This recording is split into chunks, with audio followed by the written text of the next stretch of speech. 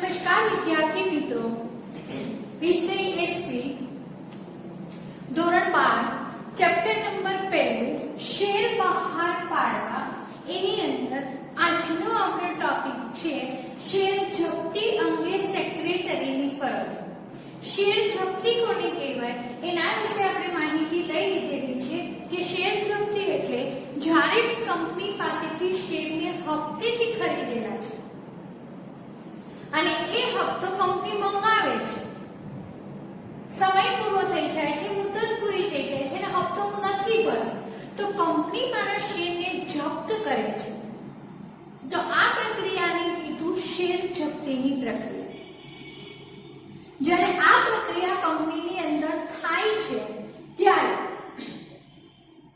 સેક્રેટરીને કેટલું કામ કરવાનું હોય છે આપણે એની વાત કરવાની છે. તો પહેલું જ કામ છે સેક્રેટરીનું નિયમન પત્રની અંદર શેર જપ્તીની જોગવાઈ કંપનીને મળેલી છે પહેલા આ ચેક કરવા.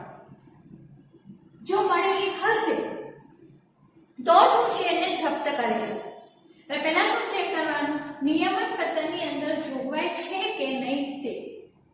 ચલો, આ સેક્રેટરીનું પહેલું કામ થયું. બીજું કામ શું હશે, બાકી હપ્તાની યાદી તૈયાર કરવી.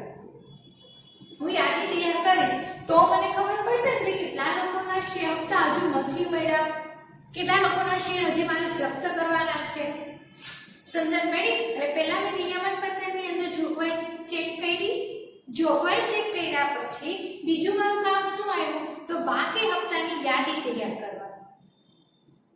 ચલો, બાકી હપ્તાની યાદી તૈયાર થઈ જાય એટલે ત્રીજું મારું કામ શું આવશે, તો સંચાલક મંડળની સભામાં ઠરાવ પસાર કરી અને જે શેર હોલ્ડર પાસેથી હપ્તો મંગાવવાનો છે એ લોકોને શું આપવાનું, સ્મૃતિ પત્રક મોકલવાનું. સમજણ પડી? સંચાલક મંડળની સભા બોલાવીશ, એની અંદર હું ચર્ચા વિચારણા કરીશ અને પછી સંચાલક મંડળની પરમિશન લઈને જેટલા બી શેર હોલ્ડરના હપ્તા બાકી છે એ બધા શેર હોલ્ડરને સ્મૃતિ પત્ર, સ્મૃતિનો મતલબ થાય છે યાદ અપાવવા માટેનો પત્ર મોકલીશ કે ભાઈ તમારા હપ્તાનો ટાઈમ નીકળી ગયો છે, હજુ સુધી તમારો હપ્તો કંપનીને નથી મળ્યો. આવું લખાણ લખતો હું પત્ર સંચાલક મંડળની પરમિશન લઈને દરેક શેર હોલ્ડરને મોકલી આપું. તો આ મોકલવાનું કામ કરું કંપનીના સેક્રેટરી. ક્લિયર? ત્યાર પછી જુઓ, સ્મૃતિ પત્ર મોકલ્યા છતાં સભ્ય હપ્તાના નાણાં ન ભરે તો આખરી ચેતવણી પત્ર મોકલો. મેં સ્મૃતિ પત્ર મોકલી દીધી, મારી ફરજ મારી, મારે કયા સભ્યને યાદ કરાવો, તો યાદ કરાવવા માટે મેં પત્ર મોકલી દીધું પણ હજુ સભ્ય તરફથી કોઈ જાતનો રિસ્પોન્સ મને મળ્યો નથી. તો હું શું કરીશ, આખરી ચેતવણી પત્ર મોકલીશ. એની અંદર ચોખ્ખા શબ્દની અંદર ધમકી આપી દઈશ કે ભાઈ હવે આ 14 દિવસની અંદર તમારે તમારા પૈસા ભરવાના રહેશે. જો તમે નહીં ભરો તો નહીં છૂટકે કંપનીને શું કરવું પડશે, તમારા હપ્તાને જપ્ત કરવો પડશે. આ હું પછી મોકો આપતો પત્ર મોકલું છું એટલે એ મારું શું બને, આખરી ચેતવણી પત્ર.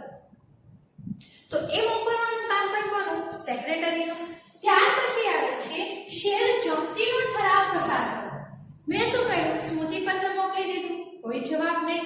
આખરી ચેતવણી પત્ર મોકલો, કોઈ રિસ્પોન્સ નહીં. એટલે છેલ્લે હું શું કરીશ, શેર જપ્તીનો ઠરાવ પસાર કરીશ. ક્યાં કરીશ, સંચાલક મંડળને બોલાવીશ. સંચાલકોની જોડે હું વાત કરીશ કે ભાઈ જો તમારી પરમિશન લઈને સ્મૃતિ પત્ર બી મોકલી આપ્યો, આખરી ચેતવણી પત્ર પણ મોકલી આપ્યો અને એમ છતાં હજુ સુધી કંપનીમાંથી સભ્ય તરફથી કોઈ જાતનો રિસ્પોન્સ મળ્યો નથી. તો હવે નહીં છૂટકે આપણી પાસે એક જ ઓપ્શન છે, શેરને જપ્ત કરવા. તો અમે શેર જપ્ત કરીએ એવી પરમિશન તમે અમને આપો એટલે એ બની જાય મારો જપ્તીનો ઠરાવ. હવે 5 પોઈન્ટ ફરીથી રિપીટ કરું. પહેલા સેક્રેટરીએ શું કરવાનું છે, તો કે નિયમન પત્રની અંદર ચેક કરવાનું છે જોગવાઈ છે કે નહીં તે. આ ચેક થઈ જાય પછી એને શું કામ કરવાનું છે, તો પછી આવશે બાકી હપ્તાની યાદી તૈયાર કરવાની કે કેટલા શેર હોલ્ડરના હપ્તા હજુ નથી મળ્યા, તો બાકી હપ્તાની યાદી તૈયાર કરવાની. ચલો, બાકી હપ્તાની યાદી તૈયાર થઈ જાય પછી સંચાલક મંડળને બોલાવો, એની સાથે ચર્ચા વિચારણા કરો. ચર્ચા વિચારણા કર્યા પછી સ્મૃતિપત્રક તૈયાર કરો અને એ સ્મૃતિપત્રક સભ્યોને મોકલી આપો. સ્મૃતિપત્રક મોકલ્યા છતાં કોઈ જાતનો રિસ્પોન્સ નથી એટલે આપણે શું કરશું? આખરી ચેતવણી પત્ર મોકલશું. આખરી ચેતવણી પત્ર મોકલી દીધું, એમ છતાં કોઈ જાતનો રિસ્પોન્સ નથી એટલે ફરીથી આપણે સંચાલક મંડળને બોલાવશું. સંચાલક મંડળને વાત કરશું કે ભાઈ આવું થયું છે, તો હવે તમે શેર જપ્તીનો ઠરાવ પસાર કરો. ક્લિયર? ત્યાર પછી શેર જપ્ત થયાની નોટિસ સભ્યને મોકલી. સંચાલક મંડળમાંથી મને પરમિશન મળી ગઈ એટલે હવે સેક્રેટરી તરીકે મારું શું કામ હશે? તો કે એક નોટિસ તૈયાર કરવાની. આ નોટિસ કોને મોકલવાની? સભ્યને. કયા સભ્યને? જેના શેર હું જપ્ત કરવા જઈ રહી છું એ સભ્યને હું નોટિસ મોકલીશ. નોટિસની અંદર લખીશ જો મારી ફરજમાં આવતું તો સ્મૃતિપત્રક મોકલવાનું એ મેં મોકલી દીધું, મારી ફરજમાં આવતું તો આખરી ચેતવણી પત્ર મોકલવાનું એ બી મેં મોકલી દીધું. તમારા તરફથી કોઈ જાતનો રિસ્પોન્સ નથી એટલે છેવટે મારે સંચાલક મંડળની પરમિશન લઈને તમારા શેરને જપ્ત કરવા પડે છે, જેથી કરીને કંપની કોઈ જાતના ફોલ્ડમાં ના આવે. સમજણ પડી? એટલે શેર જપ્તીની નોટિસ તૈયાર કરીને સભ્યોને મોકલવી સેક્રેટરીની ફરજ છે. ત્યાર પછી વર્તમાન પત્રમાં તે અંગે જાહેર નોટિસ આપવાની. બે નોટિસ સેક્રેટરીએ તૈયાર કરવાની, એક સભ્યને આપવાની અને એક વર્તમાન પત્રકમાં જાહેર પબ્લિક વચ્ચે જાહેર કરી દેવાની કે ભાઈ એટલા નંબરના શેરને અમારી કંપની જપ્ત કરે છે એટલે એટલા નંબરના શેરની ખરીદ વેચાણ કરતા નહીં, આવી જાહેરાત આપી દેવાની. ત્યાર પછી સભ્ય પત્રકમાં જરૂરી નોંધ કરી અને સભ્યનું નામ રદ કરો. બે પ્રકારની મેં નોટિસ આપી દીધી. પછી સભ્ય પત્રકની અંદર તો સભ્ય પત્રકની અંદર જે વ્યક્તિનું નામ છે એ વ્યક્તિના નામને મારે શું કરવાનું છે? રદ કરી નાખવાનું છે. કેમ? કારણ કે એના શેરને તો હું જપ્ત કરું છું. શેરને જપ્ત કરીશ એટલે સભ્યપદ તરીકે એની સભ્યપદ તરીકે એ કંપનીની અંદર એનો અંત આવી જાય. સમજણ પડી? એટલે સભ્યપદ તરીકે એટલે સભ્ય પત્રકમાંથી એ સભ્યના નામને શું કરવાનું રહેશે? રદ કરવાનું. ત્યાર પછી જપ્ત થયેલ શેર ફરી બહાર પાડવા અંગેનો ઠરાવ પસાર કરાવવો અને નવા શેરધારકને શેરની વહેંચણી કરી તેને જાણ કરવી અને સભ્ય પત્રકમાં તેનું નામ દાખલ કરવું. જો જપ્ત થયેલા શેર ફરી બહાર પાડવા અંગેનો ઠરાવ પસાર કરો. ફરીથી હું શું કરીશ? સંચાલક મંડળને બોલાવીશ. સંચાલક મંડળને બોલાવી અને એની પાસેથી પરમિશન લઈશ કે જેટલા બી શેર જપ્ત થયા છે એ શેર ફરી બહાર પાડવાની મને પરમિશન આપો અને શેરની વહેંચણી કરી તેને જાણ કરી અને સભ્ય પત્રકમાં તેનું નામ દાખલ કરીશ. એટલે નવા શેરધારક જે બનશે એ નવા શેરધારકનું સભ્ય પત્રકની અંદર નામ નોંધ કરવાની રહેશે. કમ્પ્લીટ એટલું? તો આ છે શેર જપ્તી અંગે સેક્રેટરીની ફરજ. પહેલું કામ શું છે? નિયમન પત્રની અંદર જોગવાઈ ચેક કરવાની. બીજું બાકી હપ્તાની યાદી તૈયાર કરવાની. ત્રીજું કીધું છે સંચાલક મંડળની પરમિશન લઈને સ્મૃતિપત્ર મોકલવું. ચોથું કીધું છે સ્મૃતિપત્ર મોકલવા છતાં કોઈ આન્સર નથી મળતો તો આખરી ચેતવણી પત્ર મોકલો. ચેતવણી પત્ર મોકલ્યા છતાં જો કોઈ રિસ્પોન્સ નથી મળતો તો શેર જપ્તીનો ઠરાવ પસાર કરો. શેર જપ્તીનો ઠરાવ પસાર થઈ જાય એટલે સભ્યને નોટિસ મોકલો. સભ્યને નોટિસ મોકલ્યા પછી વર્તમાન પત્રની અંદર જાહેર નોટિસ મોકલો. જાહેર નોટિસ મોકલ્યા પછી સભ્ય પત્રકમાંથી એ સભ્યના નામને રદ કરો. રદ કર્યા પછી જે જપ્ત થયેલા શેર છે એને ફરી બહાર પાડવા માટેની પરમિશન માંગો અને જે તમારા નવા શેરધારક બને છે એ નવા શેરધારકનું સભ્ય પત્રકની અંદર નામ નોંધો. એટલું કામ જપ્તી વખતે જોવાનું છે સેક્રેટરી. ત્યાર પછી આગળનો પોઈન્ટ આવે છે શેર જપ્તીની અસર. કંપની જ્યારે શેરને જપ્ત કરે છે તો કંપની ઉપર એની કેવી અસર જોવા મળે, શેરધારક ઉપર એની કેવી અસર જોવા મળે છે એ આપણે જોવાનું છે. એની અંદર પહેલું શેર જપ્તીના ઠરાવની તારીખથી સભ્યના સભ્યપદનો ફરજિયાત અંત આવે છે. આજની તારીખે કંપનીએ મારા શેરને જપ્ત કર્યો છે તો આજની તારીખથી મારો એ કંપનીની અંદર સભ્યપદ તરીકે અંત આવશે.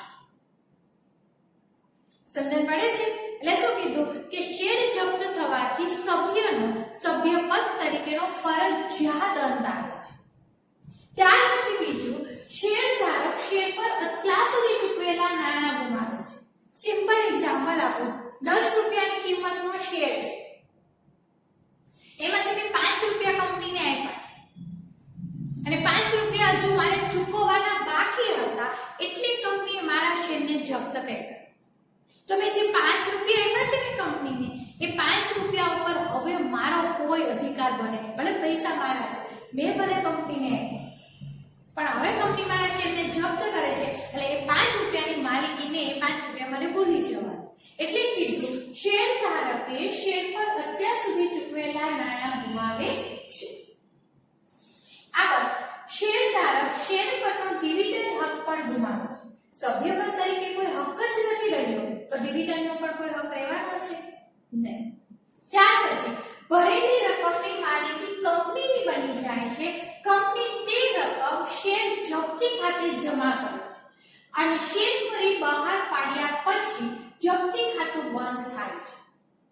જેટલા બી રકમ મેં ભરેલી છે, મેં હમણાં તમને એક્ઝામ્પલ આપ્યું, 5 રૂપિયા મેં કંપનીને આપેલા છે, તો એ 5 રૂપિયાની માલિકી હવે કંપનીની થાય, મારી ન થાય. ભલે મારા પૈસા, પણ જ્યારે કંપની શેર જપ્ત કરે ને મારા, એટલે જેટલા રૂપિયા મેં કંપનીને આપેલા છે એટલા રૂપિયાની માલિકી કંપનીની થઈ જશે.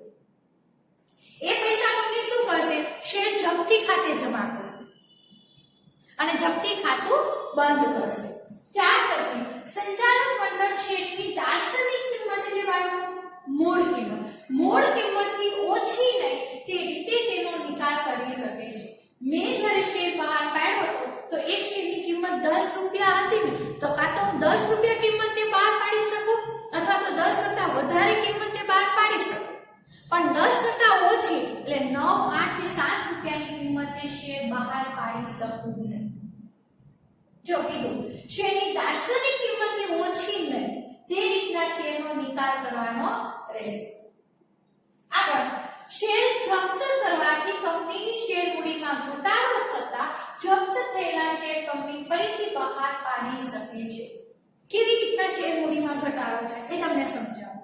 માનો કે મારો ટાર્ગેટ એવો હતો કે જે લોકો શેરને હપ્તેથી ખરીદે છે એના દ્વારા મારી કંપનીને 10 લાખ રૂપિયાની હું મૂડી ભેગી કરીશ, ટુકડા. હવે 10 લાખ રૂપિયામાંથી બન્યું એવું કે 8 લાખની જ મૂડી ભેગી થઈ.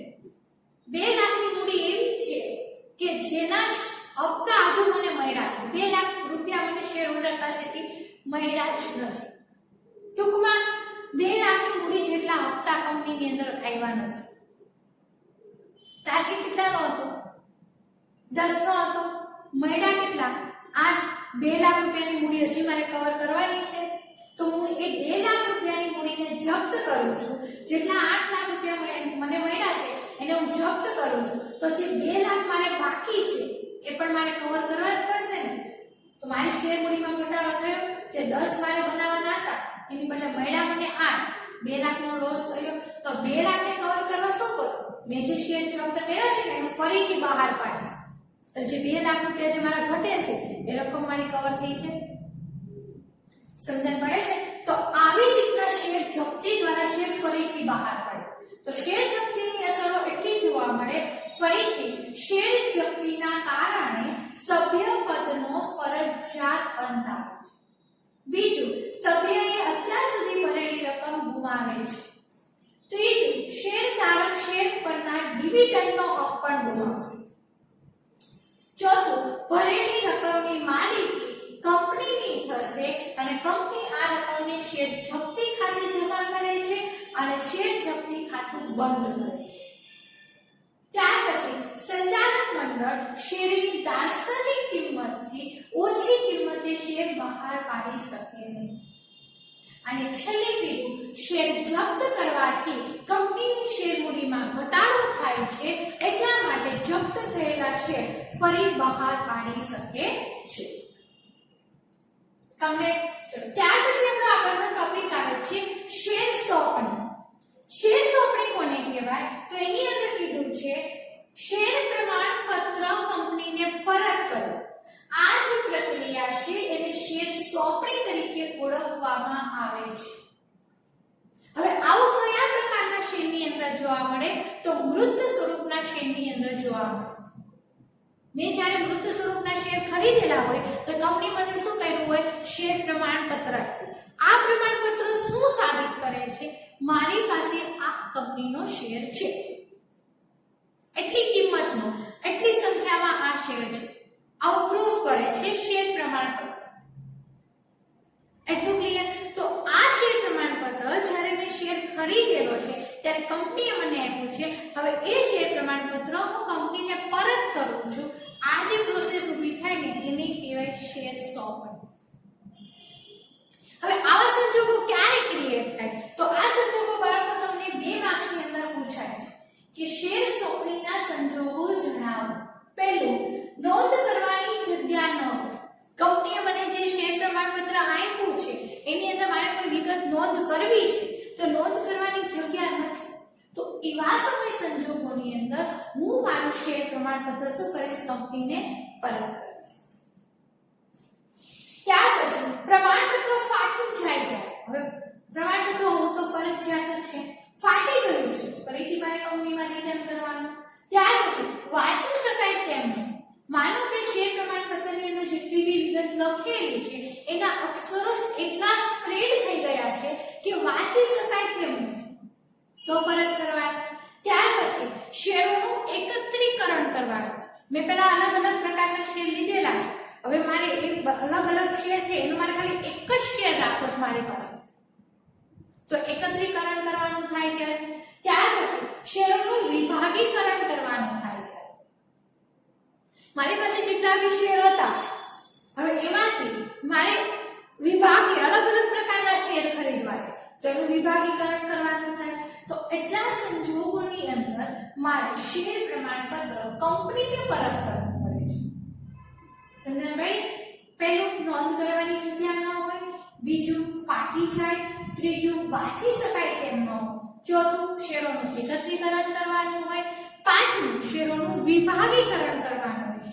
આવા સંજોગોની અંદર શેર સોંપણી અને શેર પ્રમાણપત્ર મારે કંપનીને પરત આપવા પડે છે. આ ક્વેશ્ચન તમને 2 માર્ક્સની અંદર પૂછાય છે, ખાસ ધ્યાન રાખજો.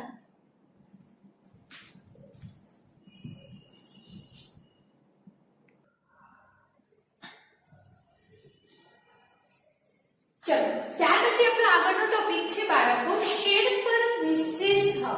કોને કહેવાય છે? તો એની પહેલા શેર પર વિશેષ હક સમજીએ ને એની પહેલા આપણે સમજવાનું છે લિયન નો અર્થ. શું કીધું છે લિયન? જોઈએ. કોઈ પણ દેવાદાર વ્યક્તિ પોતાની જવાબદારી ચૂકવવામાં નિષ્ફળ જાય ત્યારે તેના લેણદારથી તેના નાણાં પેટે દેવાદારની મિલકત પર કબજાનો, વેચાણનો કે લેણું વસૂલ કરવાનો હક મળે છે, જેને લિયન તરીકે ઓળખવામાં આવે છે. લિયન એટલે શું? સિમ્પલ એક્ઝામ્પલ દ્વારા તમને સમજૂતી આપું. માનો કે મેં કોઈ પાસેથી 10,000 રૂપિયા 5 દિવસ માટે ઉછીના લીધેલા છે. ચલો 10,000 તો બહુ નાની રકમ કહેવાય, આપણે મોટી રકમને લઈને હું તમને સમજૂતી આપું. મેં કોઈ પાસેથી 10 લાખ રૂપિયા લીધેલા છે 2 મહિનાની મુદત માટે. કેટલા રકમ લીધા છે? 10 લાખ રૂપિયા.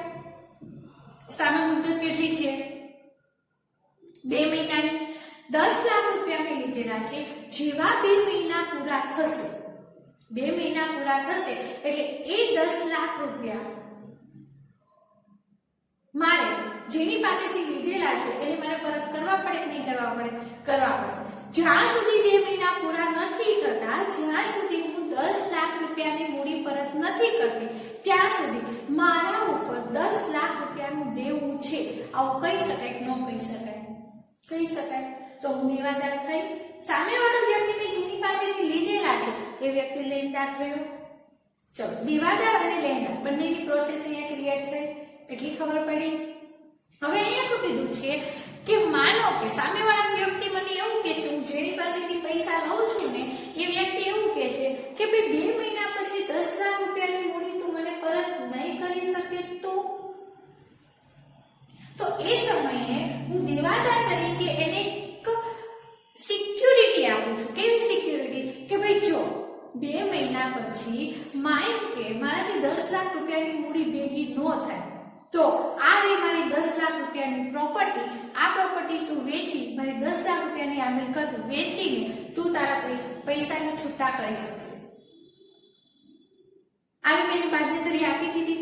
તો મારી મિલકત 10 લાખની મિલકત ઉપર મેં જે હક આપ્યો ને લેણદારને એ હકની કહેવાય લીગલ હક, જે બીજા શબ્દમાં કહેવાય વિશેષ હક, જે બધાને નથી મળતો. મેં એની પાસેથી પૈસા લીધા, એ પૈસા હું નહીં ચૂકતે કરી શકું એવી પરિસ્થિતિ જો ઊભી થાય ને તો જે મિલકત વેચવાનો, જો કીધું મિલકત ઉપર કબજો કરવાનો, વેચવાનો કે લેણું વસૂલ કરવાનો જે હક મળે ને એને કહેવાય લીગલ હક.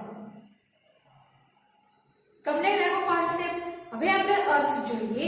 કોઈ પણ દેવાદાર વ્યક્તિ પોતાની જવાબદારી ચૂકવવામાં નિષ્ફળ જાય ત્યારે લેણદારને તેના નાણાં પેટે દેવાદારની મિલકતો પર કબજાનું, વેચાણનું કે લેણું વસૂલ કરવાનું.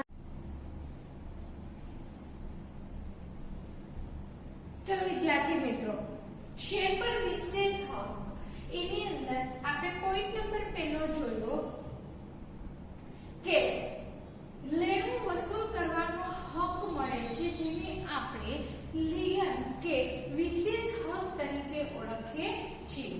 ત્યાર પછી આપણે આગળ કે જ્યારે શેર હોલ્ડર કંપનીને શેર હપ્તાના નાણાં ન ચૂકવે ત્યારે કંપનીને શેર હોલ્ડરના સંદર્ભમાં જે વિશિષ્ટ હક મળે છે તેને શેર લીયન તરીકે ઓળખવામાં આવે છે. શેર લીયન એટલે શું કીધું બાળકો? કે જ્યારે પણ કંપની શેર હોલ્ડર પાસે હપ્તેથી પૈસા વસૂલ કરે છે, હપ્તો મંગાવે છે, એ સમય દરમિયાન શેર હોલ્ડર શું કરે છે? એ પૈસા હપ્તાના નથી ચૂકવતા તો એના શેરને જપ્ત કરવાનો જે અધિકાર મળે છે કંપનીને એને આપણે કીધું શેર લીયન નો હક. આવા હક મળવાથી શું થશે? તો કે મતાધિકાર અટકાવી શકાય છે. કેવી રીતના? તો કે કંપનીની સભાની અંદર જ્યારે પણ સભ્યોનો મત જાણવાનો થાય છે, જ્યારે પણ સભ્યો પાસેથી એનું શું વિચારે છે આ માહિતી જ્યારે ભેગી કરવાની થાય ને એને કહેવાય મતાધિકાર. તો શેર પર વિશેષ હક દ્વારા મતાધિકાર અટકાવી શકાય. ત્યાર પછી કીધું ડિવિડન્ડ જે શેર હોલ્ડરને મળે છે એ અટકાવી શકાશે. બોનસ શેર જે કંપનીને મળે છે, શેર હોલ્ડરને મળે છે એ બોનસ પણ અટકાવી શકાય છે. તો આ છે શેર પર વિશેષ હક. ત્યાર પછી આવે છે શેર ડિવિડન્ડ. જો એની અંદર શું કીધું છે તે કંપની વર્ષના અંતે મળેલ નફામાંથી કરવેરા ચૂકવે છે. હું શું કરીશ? 12 મહિના જે છે, 12 મહિના મારા પૂરા થાય એટલે મારું 1 વર્ષ પૂરું થયું આવું કહેવાય? તો કે હા.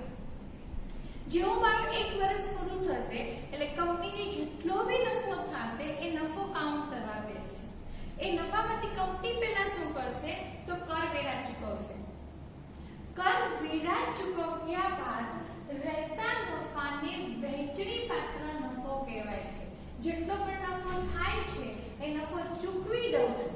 ચૂકવ્યા બાદ જે પૈસા વધે છે એ પૈસા મારા કેવું બને છે? વહેંચણી પાત્ર નફો. આગળ વહેંચણી પાત્ર નફા પૈકી કેટલોક નફો કંપનીમાં અનામત રાખવામાં આવે છે. હું શું કરીશ? પહેલા જેટલો બી નફો થયો હશે એમાંથી કરવેરા ચૂકવું છું. કરવેરા ચૂકવ્યા બાદ જે નફો વધે છે એ મારો વહેંચણી પાત્ર નફો બન્યો. એ વહેંચણી પાત્ર નફામાંથી હું અનામત રાખીશ. કેમ? કારણ કે કંપની સ્વરૂપ કેવું છે? વિશાળ સ્વરૂપ છે. એની અંદર ગમે ત્યારે પૈસાની જરૂરિયાત ઊભી થાય, કોઈ એવી પરિસ્થિતિ ઊભી થાય અને એના કારણે પૈસાની જરૂરિયાત ઊભી થઈ તો એ સમયે કંપનીને પૈસાને લઈને ભીખ માંગવા ન જવું પડે એટલે કંપની શું કરે? અમુક રકમ અનામત રાખે કે જ્યારે બી કોઈ કટોકટી ભરી પરિસ્થિતિ ઊભી થશે તો એવા સમય સંજોગોની અંદર કંપની એ અનામત ભંડોળનો ઉપયોગ કરી શકે. એટલે વહેંચણી પાત્ર નફો જે છે એમાંથી કંપની અનામત રાખે છે અને અને બાકીનો જે નફો વધે છે એ નફો શેર હોલ્ડર વચ્ચે વહેંચવામાં આવે છે, જેને ડિવિડન્ડ કહેવાય છે. આખી પ્રોસેસ શું કીધું છે?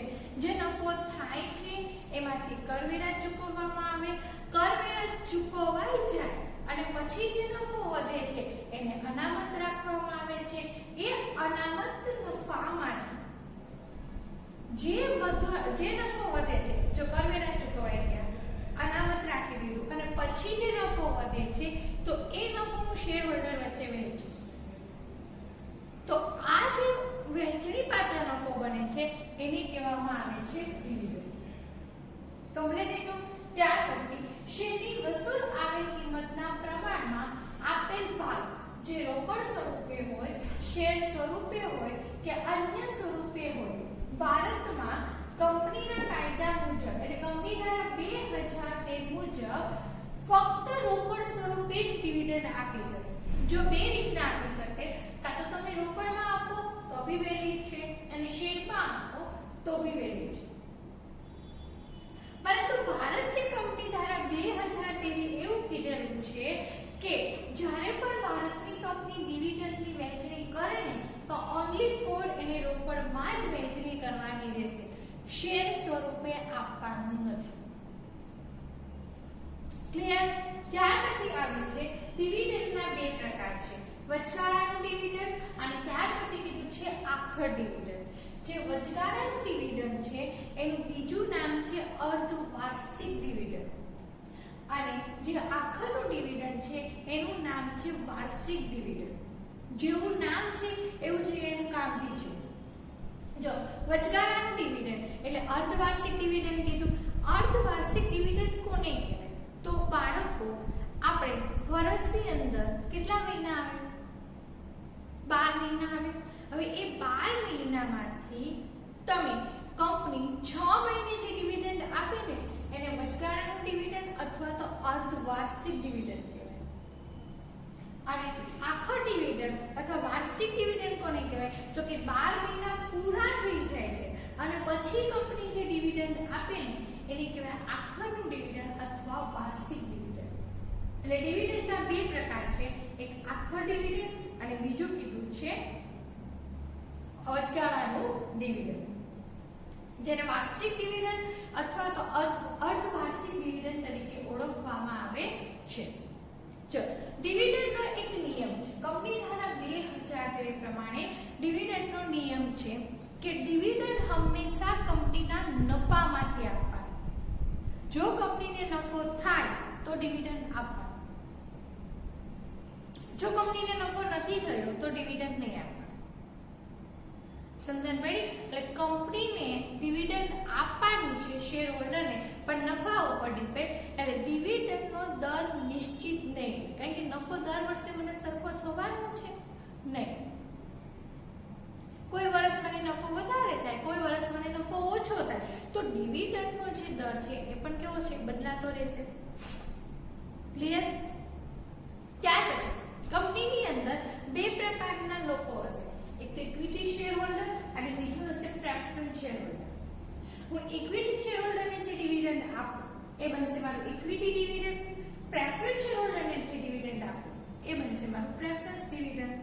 હવે બંને વચ્ચે ડિફરન્સ શું છે? તો પ્રેફરન્સ શેર હોલ્ડર જે છે એ અમુક ટાઈમ માટેના મારા શેર હોલ્ડર હશે અને ઇક્વિટી શેર હોલ્ડર છે એ જ્યાં સુધી મારી કંપની હશે ને ત્યાં સુધી ઇક્વિટી શેર હોલ્ડર રહેશે.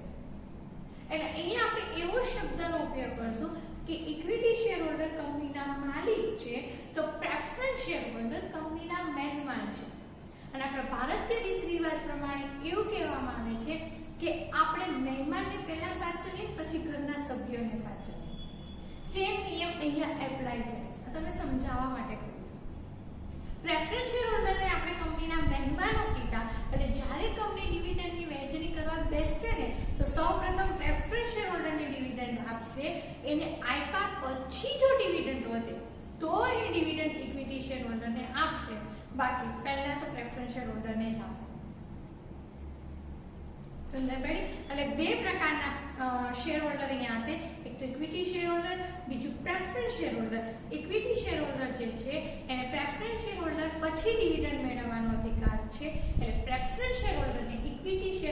કરતા પહેલા ડિવિડન્ડ મેળવવાનો અધિકાર છે. પ્રેફરન્સ શેર હોલ્ડરને ડિવિડન્ડ આપી દીધા પછી 30 દિવસની અંદર તમારે ઇક્વિટી શેર હોલ્ડરને ડિવિડન્ડ આપવાનો જો પૈસા વધે તો, જો નફો વધે તો. ક્લિયર? તો આ છે શેર ડિવિડન્ડ.